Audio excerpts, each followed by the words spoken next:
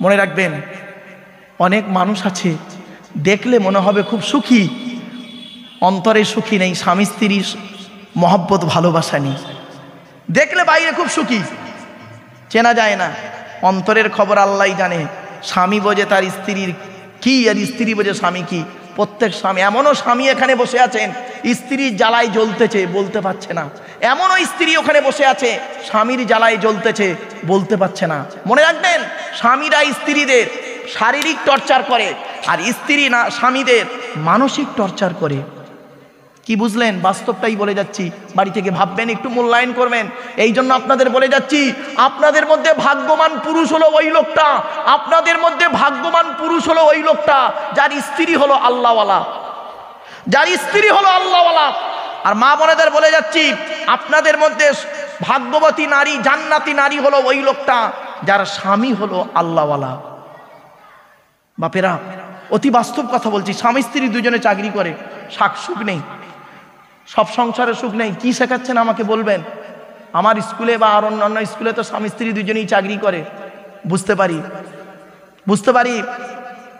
আমার আর বলবেন না মানসিক কষ্টটা কি। তাদের সঙ্গে তো বেশ কিছু শেয়ার করি, তারা তো আমার সঙ্গে শেয়ার করে, অবাক হয়ে যায়। এজন্য আপনাদেরকে বলি, মা বোনেরা, স্বামীর প্রতি ভালো আচরণ করুন। আল্লাহর নবীকে একদিন জিজ্ঞাসা করা হলো, ইয়া রাসূলুল্লাহ, ইয়া হাবিবাল্লাহ, হুজুর, জান্নাতি নারীদের পরিচয় একটু বলুন, আর জাহান্নামী নারীদের পরিচয় একটু বলুন। আল্লাহর নবী বললেন, জাহান্নামী নারীদের পরিচয় শুনে নাও। আমার মা বোনদের বলে যাচ্ছি, মায়েরা বোনেরা, এই কথাগুলো আপনি বলছি, শুনতে হাসি লাগছে, বাড়িতে গিয়ে পরিবর্তন করার চেষ্টা করবেন। আল্লাহর নবী বললেন, ওই নারী হলো জাহান্নামী নারী। ও পৃথিবীতে যত নামাজ পড়ুক, রোজা রাখুক, হজ করুক, ইবাদত করুক, লেখাপড়া করুক, রূপের বাহার দেখাক, যাই দেখাক, ওই নারী হলো জাহান্নামী। যে নারীর মধ্যে কটা গুণ পাওয়া যাবে শুনে নিন।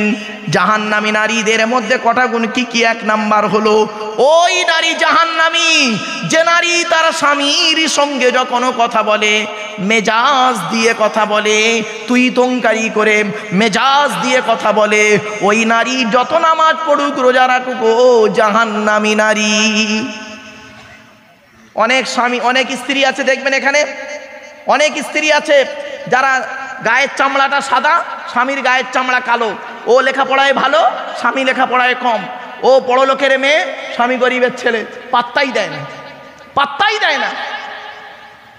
স্বামীকে তুই তঙ্কারি করে মেজাজ দিয়ে কথা বলে। কোন নারী যদি, শুনে রেখে দিন, নারী জাতি বাইরের লোকেদের সঙ্গে যেভাবে কথা বলে, ওইভাবে কথা যদি ওর নিজের স্বামীর সঙ্গে বলতো, সংসারটা জান্নাতের টুকরা হয়ে যেত।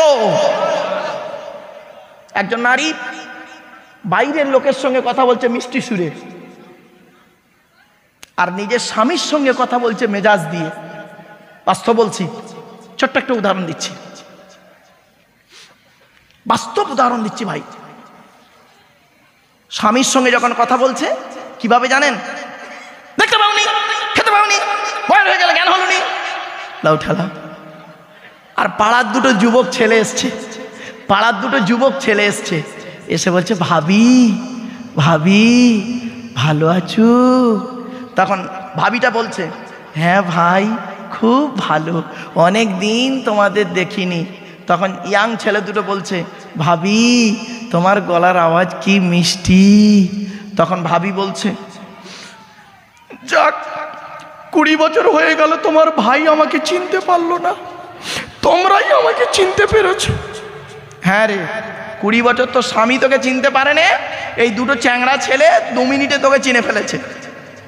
বাড়ি থেকে ভাববেন, মা বোনেরা, খবরদার, স্বামীর সঙ্গে কোনোদিন গলা তুলে কথা বলবেন না, স্বামীর কথার উপরে কথা বলবেন না। পুরুষের একটা রাগ হয় কোথায় জানেন? নারী, তার স্ত্রী যখন কথার উপরে কথা বলে। আর নারীদের কোথায় রাগ হয় জানেন? শুনে নিন আপনারা। নারীকে যদি একদম মেরে দেন, আপনার স্ত্রী ভুল করেছে, একদম মেরেছেন, অতটা গুরুত্ব দেবে না, আবার ভালোবাসবে। কিন্তু যদি আপনি মারার বদলে যদি ওকে বলেন তোর বাপ এই, তোর মা এই, বড় কষ্ট পায়। খবরদার, নারীকে কোনোদিন বাম্মা তুলে গালি দেবেন না। আল্লাহর নবী নিষেধ করেছেন, স্ত্রীর পিতামাতার গালি দেওয়া হারাম, স্ত্রীর পিতামাতার গালি দেওয়া হারাম, স্ত্রীর পিতামাতার গালি দেওয়া হারাম। এই কোরআনে 250 রকমের হারাম আছে বাবা, তার মধ্যে একটা হলো ওইটা। আমরা কি করি? সুদ খাওয়া, মদ খাওয়া, ঘুষ খাওয়াকে নেই খুব মাতামাতি করি, তাই না? আমরা এমন মুসলমান বাজারে বেরিয়ে গেছি, আমরা এমন মুসলমান এখানে বসে আছি, বা রাগ করবেন না কেউ, সকলে নয়, এমন মুসলমান বসে আছি, মদখোর যদি মসজিদে ওঠে, মদখোর যদি মসজিদে ওঠে তাকে মেরে বের করে দিই। আচ্ছা, আপনাদের এলাকায় মদখোর যদি মসজিদে ওঠে কি করবেন? আরে ভাই বলুন না একটু। আরে মদখোর যদি মসজিদে ওঠে প্রচুর মদ খেয়ে, আপনারা তাকে কি করবেন? ধরুন এই আপনাদের এই গেছি জুম্মা মসজিদে, কাল এই জুম্মার দিনে, সামনে জুম্মার দিনে 25 বছরের একজন যুবক ছেলে, আপনাদের গ্রামেরই ছেলে, মুসলিম, হিন্দু নয়, মুসলিম যুবক ছেলে, 25 বছরের যুবক ছেলে, সাদা পায়জামা পাঞ্জাবি পরে, সাদা টুপি পরে, প্রচুর পরিমাণ বাংলা মাল খেয়েছে। কোন মাল? কোন মাল? কোন মাল? বাংলা মাল, ইংলিশ মাল নয়, বাংলা মাল খেয়েছে। আর ইংলিশ মাল খেলে নাকি গায়ে বডি বাড়ে, অনেক কিছু ব্রেন বাড়ে, বুদ্ধি বাড়ে, অনেক কিছু শুনেছি। স্টুডেন্ট আমাকে বলছিল, আমি বলে ভাই আমি তো খাইনি, আমি জানিনি, তবে মদ নিয়ে একটু গবেষণা করতে গিয়ে পেলাম যতটুকু, শুনে রেখে দিন। Whisky, Kingfisher, McDonald, black, wine, রিডমিল, ব্লক, ব্রাইন, এসব মদের নাম বললাম রে বাপ। সেদিন এরকম মদের নাম বলছি স্টেজে, একটা বুড়ো অপর বুড়োকে বলছে, দেখছি দেখছি হুজুর কিরকম কোরআনের আয়াত বলছে, লাউ ঠেলা, কি পেরেশান, বাপরে বাপ। চলো, তো বাংলা মদ খেয়ে উঠেছে লোকটা, কি মাল? কি মাল? হ্যাঁ, বাংলা মদ খেয়ে মসজিদে উঠেছে লোকটা জুম্মার নামাজ পড়তে। আপনারা তাকে কি করবেন? হ্যাঁ, বার করে দেবেন। আচ্ছা, ছেলেটি যদি বার হতে না চায়, আদা রসুন বেটে দেবেন, তাই তো? আচ্ছা, ছেলেটার অপরাধ,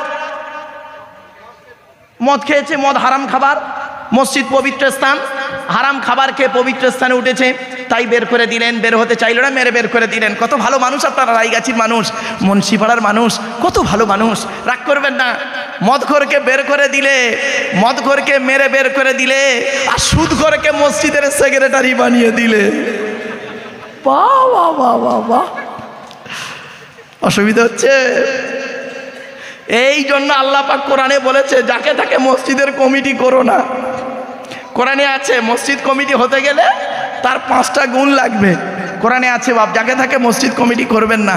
মসজিদ কমিটি করতে গেলে, আমি এসে একটা খবর শুনলাম হাজি সাহেবের কাছ থেকে, আপনাদের মসজিদটাকে সত্যি খুব কম মসজিদ দেখা যায় যেখানে ইমাম মুয়াজ্জিনের মাইনে খুব ভালো দেন, আর সাথে সাথে মসজিদটা মানে কি বলবো, মানে মসজিদের কমিটি নির্বাচন হয় খুব সুন্দরভাবে। এটা আমার অত্যন্ত ভালো লাগলো শুনে, অত্যন্ত ভালো লেগেছে যে পশ্চিমবাংলার মধ্যে এই প্রথম কোনো মসজিদের নাম শুনলাম যেখানে মসজিদ কমিটি নির্বাচন করা হয় বিভিন্ন অন্য একটা অ্যাঙ্গেলে। অনেক সময় হয় কি, মানে এ করে, এর একটু মোস্তানিগিরি আছে, ওর মোস্তানিগিরি আছে, এরা করে, কিন্তু এখানে একটু মানে নির্বাচনটা খুব ভালো হয়। যাক, আল্লাহ আপনাদের হেদায়েত করুক, বলুন আল্লাহুম্মা আমিন। আমার বাপেরা চলুন, কোন নারীকে, জাহান্নামী নারীর পরিচয় কি? 1 নম্বর হলো জাহান্নামী নারী, যে নারী স্বামীর সঙ্গে যখন কথা বলে মেজাজ দিয়ে কথা বলবে। 2 নম্বর, ওই নারী জাহান্নামী। আমার মা বোনরা ভালো করে শুনে নিন, ওই নারী জাহান্নামী যে নারী স্বামীর দুর্নাম বদনাম অন্যের কাছে করে বেড়ায়। 3 নম্বর, ওই নারী জাহান্নামী যে নারী স্বামীর অবাধ্যভাবে চলে। 4 নম্বর হলো ওই নারী যে নারী বেপরদাভাবে চলাফেরা করে। 5 নম্বর হলো ওই নারী যে নারী স্বামীর অনুমতি ছাড়া ঘরের বাইরে বের হয়। 6 নম্বর হলো ওই নারী জাহান্নামী যে নারী স্বামীর অনুপস্থিতিতে নিজের সতীত্বটা ঠিক না রেখে পরকীয়ায় লিপ্ত হয়ে যায়, ওই নারী হলো জাহান্নামী। রাগ করবেন না বাপ, বাস্তব কথা বলছি। স্বামী স্ত্রী চাকরি করে, স্যার একটা ম্যাডামের সঙ্গে গন্ডগোল করে বসে আছে, ম্যাডাম একটা স্যারের সঙ্গে গন্ডগোল করে বসে আছে। সন্ধ্যাবেলা দুজনে যখন বাড়ি আসছে, মোবাইলের নাম্বারগুলো ডিলিট করে দিয়ে সুফি সাহেব হয়ে দুজন ফেরেস্তা বাড়ি আসছে। দেখলে মোটেই বোঝা যাবে না। আমার বাপেরা অনুরোধ করে বাস্তবটাই বলে গেলাম। কথাটা শুনতে হয়তো খারাপ লাগলো, টক লাগলো, কিন্তু টক হলেও কি হবে বাবা, ইউরিক অ্যাসিডের কাজে লাগবে। রাগ করো না বাবা। স্বামী স্ত্রী কেমন হবে শুনে নিন। এই মা বোনেরা, বাবাজিরা শুনে নিন। আপনার স্ত্রী হলো আপনার কাছে নিম পাতা। কি পাতা? কি পাতা? আচ্ছা, নিম পাতা খেলে টক লাগে না মিষ্টি লাগে? তো তেতো লাগে। নিজের স্ত্রী হলো নিম পাতা, যত খাবে তত তোমার শরীরের সুগারটা কমে যাবে। আর পরের বউ হলো রসগোল্লা, যত খাবে সুগারটা চচ্চড় করে বাড়বে। বাড়ি থেকে ভাববেন কথাটা। চলুন একটু এগিয়ে যাচ্ছি। বেশিরভাগ মেয়ের সংসার নষ্ট হয়, বেশিরভাগ মেয়ের, বর্তমানে কথা বলছি, বেশিরভাগ মেয়ের সংসার নষ্ট হয় মেয়ের মায়ের কান ভাঙানিতে। ঠিক না ঠিক?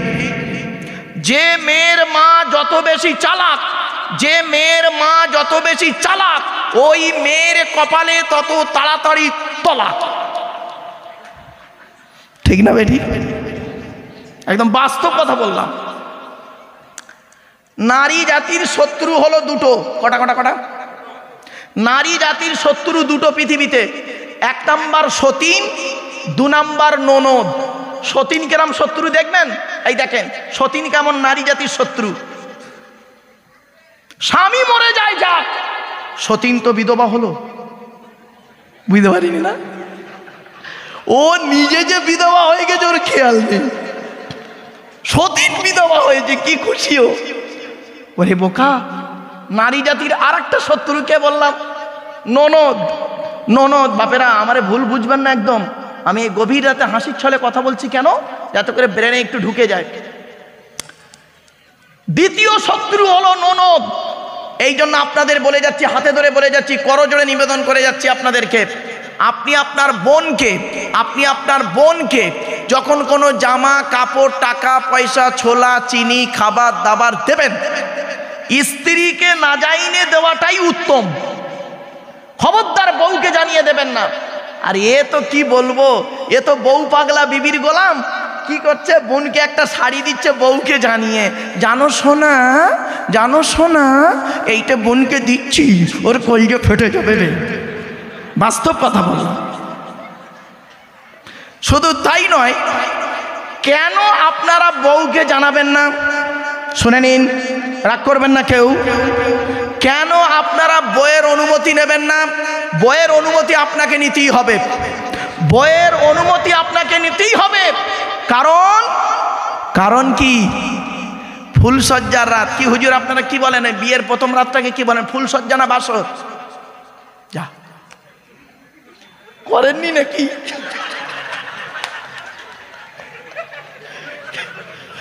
কি রাত বলে? ফুলসজ্জা।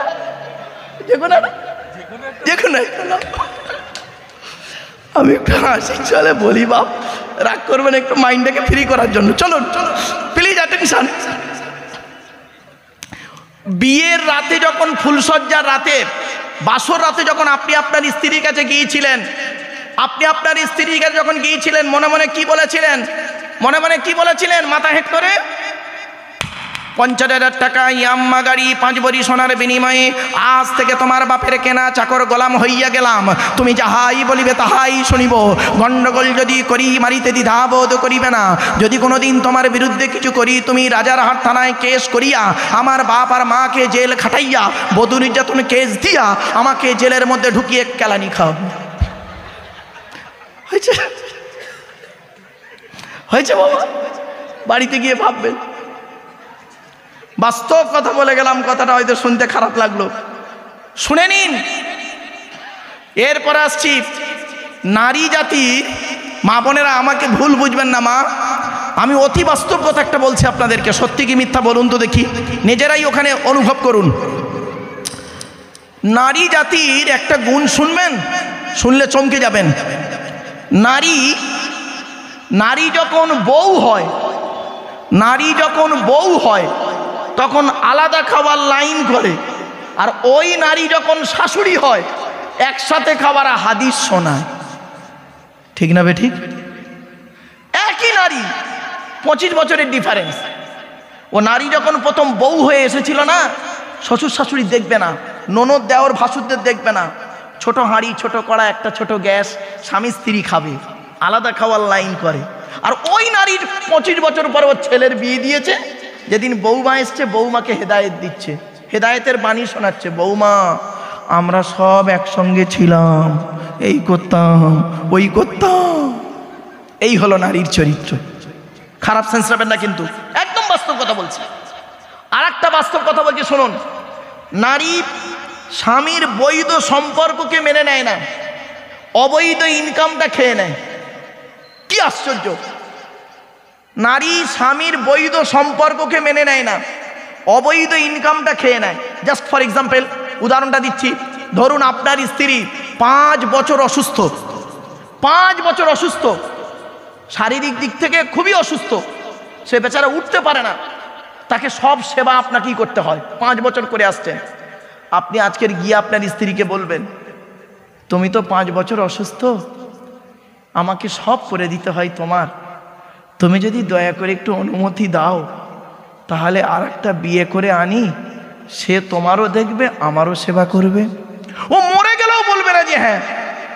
একদম বাস্তব। কারণ নারীর একটা অভ্যাস কি, সবের ভাগ দেয়, স্বামীর ভাগ দেবে না। ভালো নারী, কিন্তু স্বামীর বৈধ সম্পর্ককে স্ত্রী মেনে নিল না, আর অবৈধ ইনকামটা স্ত্রী খেয়ে নেয়। স্বামী যদি চুরি করে, ডাকাতি করে, চিটিংবাজি করে, লটারির টিকিট কেটে, মদ খেয়ে, গাঁজা খেয়ে, গাঁজার কারবার করে বা সুদের কারবার করে, পাপ কাজ করে অনেক টাকা ইনকাম করে এনেছে, ওই টাকা দিয়ে সেনকো জুয়েলার্স থেকে মোটা গলার হার কিনে আনবে, স্বামীকে ভক্তি করবে। তাই এই নারী এমন, এরা স্বামীর বৈধ সম্পর্ককে মেনে নেয় না, অবৈধ ইনকামটাকে খেয়ে নেয়। এই হলো নারী। এই জন্য বলা হয়েছে, মনীষীরা বলেছেন, বড় বড় জ্ঞানীগুণী বুদ্ধিজীবীরা বলেছেন, 3W সারা বিশ্ব ধ্বংস করে। এই www.com বলিনি, 3W। 1 নম্বর W হলো ওয়েলথ, ধনসম্পদ। ধনসম্পদ আপনাকে হয় ধ্বংসের পথে নিয়ে যাবে, নইলে ভালোর পথে নিয়ে আসবে। ঠিক না বেঠিক? 2 নম্বর W হলো ওয়াইন, মদ। মদ WINE, ওয়াইন মানে মদ। মদ হলো আপনাকে ধ্বংসের পথে নিয়ে যাবে। 3 নম্বর W হলো ওম্যান, নারী। নারী নারী ইউরিয়া বলে একটা সার পাওয়া যায়, জানেন? ইউরিয়া দেখেছেন? আর হোমিওপ্যাথি ওষুধ দেখেছেন? আচ্ছা, দুধ থেকে দুটো দেখতে এক লাগে না? প্রায় দুটো খেয়ে দেখবেন, একটা খেলে সারবে, অপরটা খেলে সরবে। পার্থক্য এই জায়গাটায়। তাই মুহাম্মাদুন বাশারুন, মুহাম্মদ সাল্লাল্লাহু আলাইহি একজন মানুষ, লাইসা কাল বাশারি, আমার আপনার মতো কোয়ালিটি কোয়ান্টিটির মানুষ তিনি ছিলেন না। ইয়াকুতুন হাজারুন, ইয়াকুত একটা পাথর, লাইসা কাল হাজারি, সাধারণ পাথরের মতো পাথর নয়। একবার শেখ সাদি রহমাতুল্লাহ আলাইহির 2 লাইন আরবি কবিতা একটু পড়ে ফেলুন। বালাগল উলা বিকামালিহি, কাশাফাত দুজা বিজামালিহি, হাসুনাত জামিউ খিসালিহি, সাল্লু আলাইহি ওয়া আলিহি। আল্লাহুম্মা সাল্লি আলা সাইয়্যিদিনা মাওলানা মুহাম্মদ ওয়া আলা আলিহি ওয়া আসহাবিহি ওয়া বারিক ওয়া সাল্লিম। সালাতুন ওয়া সালামুন আলাইকা ইয়া রাসূলুল্লাহ, আসসালাতু ওয়াসসালামু আলাইকা ইয়া হাবিবাল্লাহ। আল্লাহুম্মা আমিন। ربنا ظلمنا أنفسنا وإن لم تغفر لنا وترحمنا لنكونن من الخاسرين ربي زدني علما ربي ارحمهما كما ربياني صغيرا। রব্বুল আলামিন সন্ধ্যা থেকে নিয়ে এখন পর্যন্ত বহু আলিম উলামা, জ্ঞানী গুণী বুদ্ধিজীবীরা বিভিন্ন দিক নিয়ে আলোচনা করেছেন। আমি অধম গুনাহগার, তেমন তো কিছুই জানি না, আমার নিজস্ব বলার কোনো ক্ষমতাই নেই। সুবহানাকা লা ইলমা লানা ইল্লা মা আল্লামতানা ইন্নাকা আনতাল আলিমুল হাকিম।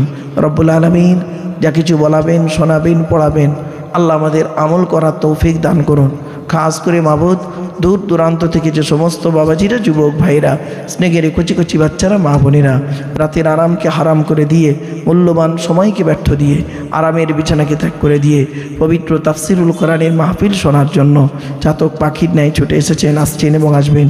কিয়ামতের দিন, মুসিবতের সময় আরশের তলায় ছায়াদান করুন। রব্বুল আলামিন এই জলসা কমিটি, ভাইরা, সভাপতি, সেক্রেটারি, কেশিয়ার কমিটি, বক্তা, শ্রোতা, যেভাবেই এই জলসায় সহযোগিতা করেছেন, করছেন, করবেন, কিয়ামতের দিন, মুসিবতের সময় আরশের তলায় ছায়াদান করুন। রব্বি ইশরাহ লি সাদরি ওয়া ইয়াসসির লি আমরি ওয়াহলুল উকদাতাম মিন লিসানি ইয়াফকাহু কওলি। আল্লাহুম্মা ইন্না নাসআলুকা ইলমান নাফিয়া ওয়া আমালান মুতাকাব্বালা ওয়া রিজকান হাসানা ওয়া হালালান তাইয়্যিবা। সুবহানা রাব্বিকা রাব্বিল ইজ্জাতি আম্মা ইয়াসিফুন ওয়া সালামুন আলাল মুরসালিন ওয়ালহামদুলিল্লাহি রাব্বিল আলামিন। ওয়াজআল আখির কালামিনা ইনদাল মাউতি লা ইলাহা ইল্লাল্লাহু মুহাম্মাদুর রাসূলুল্লাহ সাল্লাল্লাহু আলাইহি ওয়াসাল্লাম ওয়া আখিরু দাওয়ানা আনিল হামদুলিল্লাহি রাব্বিল আলামিন বিরহমাতিকা ইয়া আরহামার রাহিমিন। Sadr Jalsa, in the name of Allah, the most merciful, most beneficent. Peace be to Allah. Lord of the world, স্বনামধন্য সুনির্বাচিত মহামান্য আজকের মাহফিলের সভাপতি সাহেব, আমন্ত্রিত উলামা হাজরাত, দিন দরদি, ইসলাম দরদি, মমিন মোত্তাকি মুসলমান, সালেক নেককার আল্লাহওয়ালা বাবাজিরা, আমার যুবক ভাইরা, স্নেহের কচি কচি বাচ্চারা, পর্দান অন্তরালে, পর্দান সিনা ধার্মিকা, স্নেহময়ী মমতাময়ী আমার মা ও বোনেরা, তার সাথে জানাই আমার আওয়াজ শ্রবণকারী মুসলিম ও মুসলিম সমস্ত জাতির মানুষেরা, মহান সৃষ্টিকর্তার দরবারে শুকরিয়া আদায় করিয়ে কারণেই যিনি আমাকে আপনাকে বসিয়েছেন, সেই ইশারা নামাজের পর থেকে নিয়ে কিছুক্ষণ কোরআন হাদিস এজমা কিয়াসের কিছু কথা শোনার, বোঝার, আমল করার উদ্দেশ্য নিয়ে সেই পরওয়ারদিগার মিনিয়াজের দরবারে প্রাণ খুলে ভক্তি ভরে উচ্চ আওয়াজে একবার শুকরিয়া যাপন করি। বলুন আলহামদুলিল্লাহ। একটু আমার সাথে সাথে বলুন সুবহানাল্লাহি ওয়া বিহামদিহি সুবহানাল্লাহিল আযীম। এটি হলো বুখারী শরীফের শেষ হাদিস। আর বুখারী শরীফের প্রথম হাদিস হলো ইন্নামাল আমালু বিন্নিয়াত। এর বাংলা অর্থ হচ্ছে প্রত্যেকটা কাজ তার নিয়তের উপরে নির্ভর করে। তাই এতগুলো জ্ঞানী গুণী বুদ্ধিজীবী মানুষ আপনারা এসেছেন, আপনাদের অন্তর একটা নিয়ত বা উদ্দেশ্য আছে। আমি অদম আব্দুল্লাহ খিল মারুফ, তেমন ইলিম নেই, তেমন জ্ঞান নেই, আল্লাহ পাক আমাকে কেনা নিয়েছেন, আমার অন্তর একটা নিয়ত বা উদ্দেশ্য আছে। আমার উদ্দেশ্যটা আপনারা কেউ জানেন না, আপনাদের নিয়তটা আমিও জানি না। সুতরাং উভয়ের নিয়ত যিনি জানেন তিনি কে? আল্লাহ। ইন্নাল্লাহা আলিমুম বিদাতিস সুদূর। নিশ্চয়ই আল্লাহ রাব্বুল আলামিন বান্দার অন্তরের খবর সবই রাখেন। তাই আজকের এখানে যা কিছু আলোচনা হবে আপনাদের মাঝে, আমার মাঝে, আজকের আলোচনার সাক্ষী থাকবে কে? আল্লাহ। আল্লাহু শাহীদুম বাইনি ওয়া বাইনাকুম। আপনাদের মাঝে, আমার মাঝে আজকের আলোচনার সাক্ষী রাখলাম সৃষ্টিকর্তা আল্লাহ পাকে। এবারে আসছি আলোচনার বিষয়বস্তু সম্পর্কে। কিসের উপরে আলোচনা করব? আমি যেখানে আলোচনা করতে যাই, চাই সেটা কোনো কলেজের লেকচার হোক, বা কোনো হাই স্কুলের নবী দিবস হোক, বা হিন্দু মুসলিম কোনো কনফারেন্স হোক, বা এমনি কোনো আম জলসা হোক, আমি আমার ইন্ট্রোডাকশানে, ইংরাজিতে বলে ইন্ট্রোডাকশান, বাংলায় বলে ভূমিকা, আরবিতে বলে মুকদ্দমা, আমি আমার ভূমিকাতে প্রথমে কিছু কথাবার্তা বলি, তারপরে মূল বক্তব্য শুরু করি।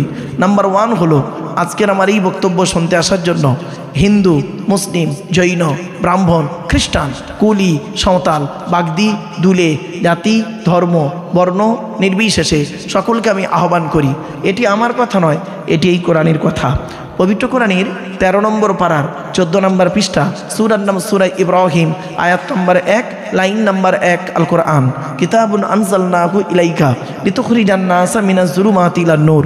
এর সহজ সরল বাংলা মানে এটা বলছে, আল্লাহ বলছেন, নবী তোমার উপর আমি এই কিতাব অবতীর্ণ করেছি, আর পৃথিবীর সমস্ত জিনিসের বর্ণনা এই কিতাবের ভিতরে ডাইরেক্ট ইনডাইরেক্ট দলিল সহ আমি আল্লাহ পাঠিয়ে দিয়েছি। জোরে বলুন সুবহানাল্লাহ।